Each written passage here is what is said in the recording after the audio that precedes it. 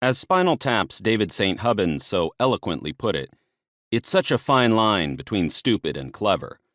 And that certainly holds true for the names of rock bands. Some are brilliant, some are terrible, and some are brilliantly terrible. When researching the stories for this book, one thing became clear.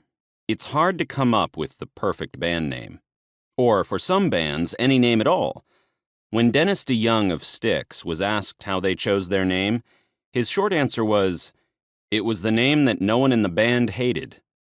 Said Ed Roland of Collective Soul, "That's basically the only name we could decide on."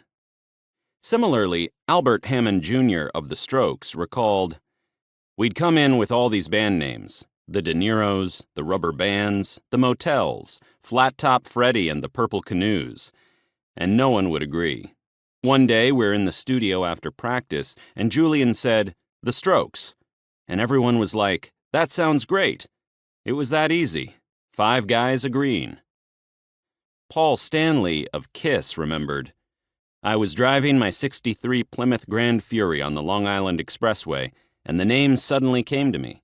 I remember thinking to myself, God, I know this is the right name. I hope I don't get any grief from the other guys.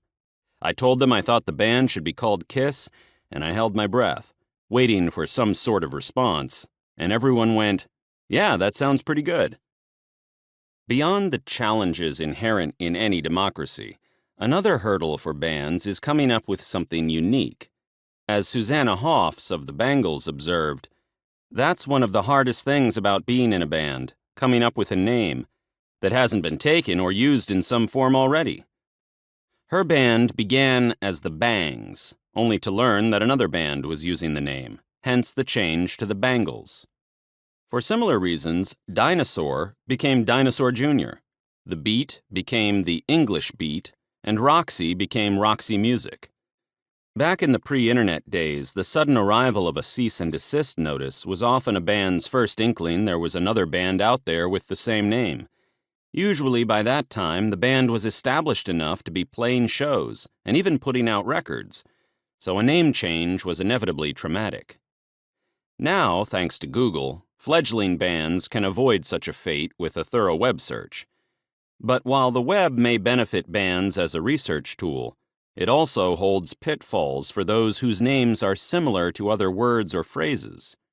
Churches was compelled to use a Roman V when they realized web search results would have them buried under local houses of worship. The Lumineers have been battling for search engine dominance with a company that makes dental veneers with the same name. One phrase you'll find throughout this book is, "It just stuck," or in some cases, "We were stuck with it." This is because many bands never expected to last as long as they did. As Tracy Thorn of Everything But the Girl recalled, "We really thought we'd just be making one single or something, and we chose this throwaway, disposable name, and we're stuck with it."